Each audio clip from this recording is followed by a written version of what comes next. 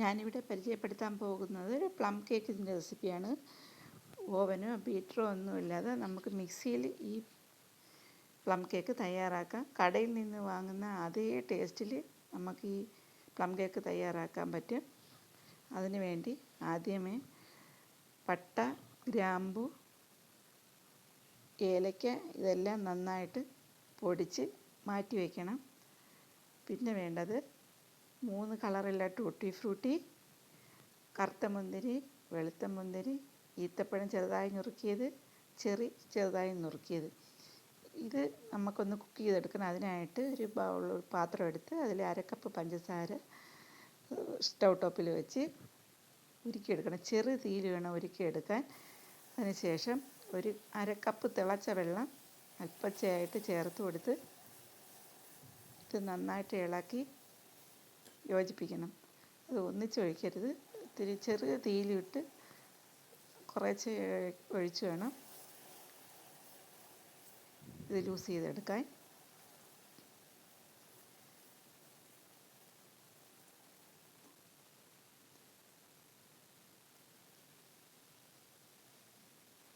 അതിന് നന്നായിട്ട് ഉരുക്കിയെടുക്കുക. അത് കട്ട പോലെയൊക്കെ തോന്നുമെങ്കിലും 2-3 മിനിറ്റ് ഇളക്കി കൊടുക്കുമ്പോൾ ആ കട്ടയൊക്കെ മാറി നല്ല ഇതായിട്ട് കിട്ടും. അതിലേക്ക് നമ്മൾ നേരത്തെ മാറ്റി വെച്ച ഫ്രൂട്ട്സ് എല്ലാം ഇട്ട് കൊടുത്ത് ഇളക്കി ഇടണം. എന്നിട്ട് 3 ഓറഞ്ച് കൈകൊണ്ട് പിഴിഞ്ഞെടുത്താൽ മിക്സിയിൽ അടിക്കരുത്, അരി വീഴും.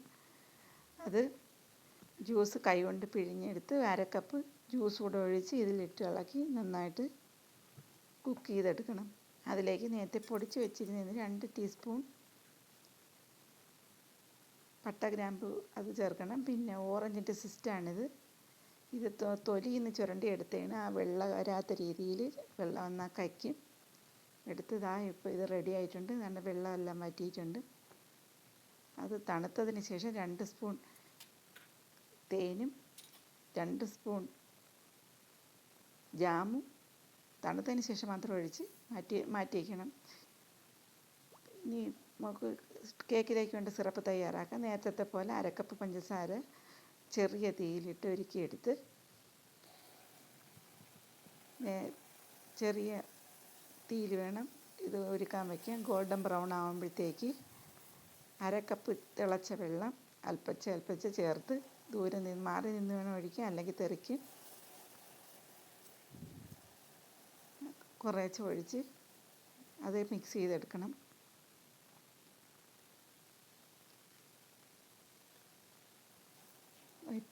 ഇപ്പം റെഡിയായി വരുന്നുണ്ട്. കട്ട പോലെ തോന്നുമെങ്കിൽ അത് മാറും. 2 മിനിറ്റ് കഴിയുമ്പം ഇപ്പോൾ നല്ല കുറുകി നന്നായി പരുവായിട്ട് വന്നിട്ടുണ്ട്. അത് നമുക്ക് തണുക്കാനായിട്ട് മാറ്റി വയ്ക്കാം. ഇനി വേണ്ടത് മാവ് എടുക്കണം. മൈദ മാവാണ്. 1/2 കപ്പ് മൈദ മാവ് നമുക്ക് ഒരു അരിപ്പയിലിട്ട്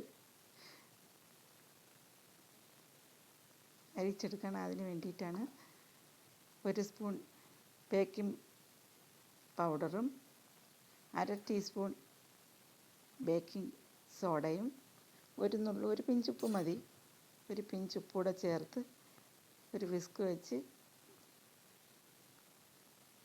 അരിച്ചെടുക്കണം. 1-2 പ്രാവശ്യം അരിക്കുകയാണെങ്കിൽ അതാണ് നല്ലത്. അല്ലെങ്കിൽ വിസ്ക് വെച്ച് മാത്രം ഇളക്കി ഇങ്ങനെ യോജിപ്പിച്ച് കൊടുത്താലും മതി.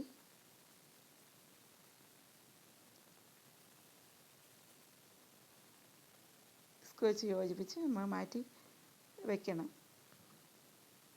അതിലേക്ക് നേരത്തെ പൊടിച്ച് വെച്ചിരുന്നതിന് 1 സ്പൂണും കൂടെ മിക്സ് ചെയ്ത് ചേർക്കുക.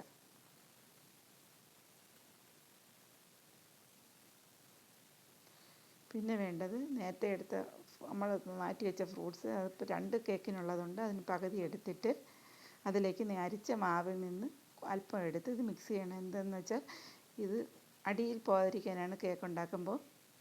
പിന്നെ കുറച്ച് നട്ട്സ് എടുത്തിട്ടുണ്ട്, ബദാമും അണ്ടിപ്പരിപ്പും. അത് നുറുക്കി അതിലും ഇതേപോലെ അല്പം മാവ് ചേർത്ത് ഇളക്കി മാറ്റി വയ്ക്കണം. പിന്നെ വേണ്ടത് 100 ഗ്രാം ബട്ടർ.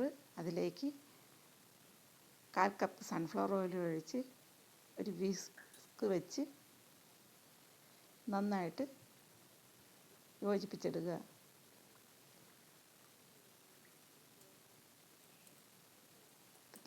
ശരിയായി വന്നിട്ടുണ്ട്. പിന്നെ ഒരു മിക്സിയിലെ ജാർ എടുത്തിട്ട് അതിലേക്ക് 3 കോഴിമുട്ട റൂം ടെമ്പറേച്ചറിലുള്ളതാണ്. കോഴിമുട്ടയിൽ 1 ടീസ്പൂൺ വാനില എസൻസും അര ടീസ്പൂൺ പൈനാപ്പിൾ എസൻസും 1/2 കപ്പ് ഷുഗർ പൊടിച്ചതും ചേർത്ത് നന്നായിട്ട് അടിച്ചെടുത്ത് നേരത്തെ മാറ്റി വെച്ച കൂട്ടിലൊഴിച്ച് ഇളക്കി കൊടുക്കണം. വിസ്ക് വെച്ച് ഇളക്കിയാൽ മതി. പിന്നെ ഇതിലേക്ക് തണുക്കാൻ മാറ്റി വെച്ച ഷുഗർ സിറപ്പ് കൂടെ ആഡ് ചെയ്ത് ഇളക്കി കൊടുക്കണം. തണുത്തതിന് ശേഷം മാത്രമേ ഇതിലൊഴിക്കാവൂ. പിന്നെ മാറ്റി വെച്ച് മാവിൽ നിന്ന് അല്പച്ചയായിട്ട് ചേർത്ത് നന്നായിട്ട് യോജിപ്പിച്ചെടുക്കണം. അല്പം ഇടരുത്, കുറേശ്ശെ ഇട്ട് യോജിപ്പിച്ചാൽ മതി. പിന്നെ നമ്മൾ മാറ്റി വെച്ച ഫ്രൂട്ട്സ് ഇതിലിട്ട് യോജിപ്പിച്ചെടുക്കുക.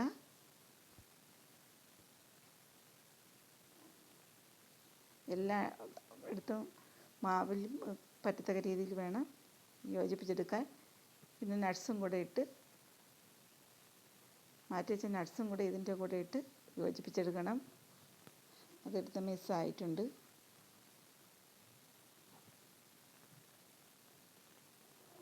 ഇപ്പോൾ ഏതാണ്ട് യോജിച്ച് വന്നിട്ടുണ്ട്.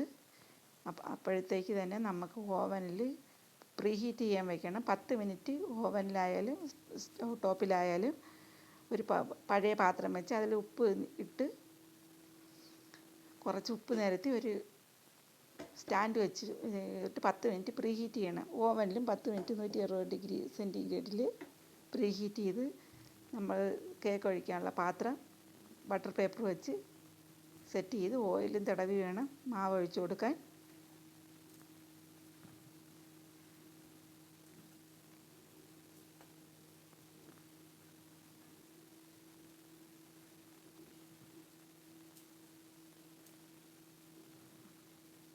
നമ്മൾ ഈ ഒഴിക്കുന്നതിന് മുമ്പ് തന്നെ നമ്മൾ 10 മിനിറ്റ് പ്രീഹീറ്റ് ചെയ്യാൻ വയ്ക്കണം.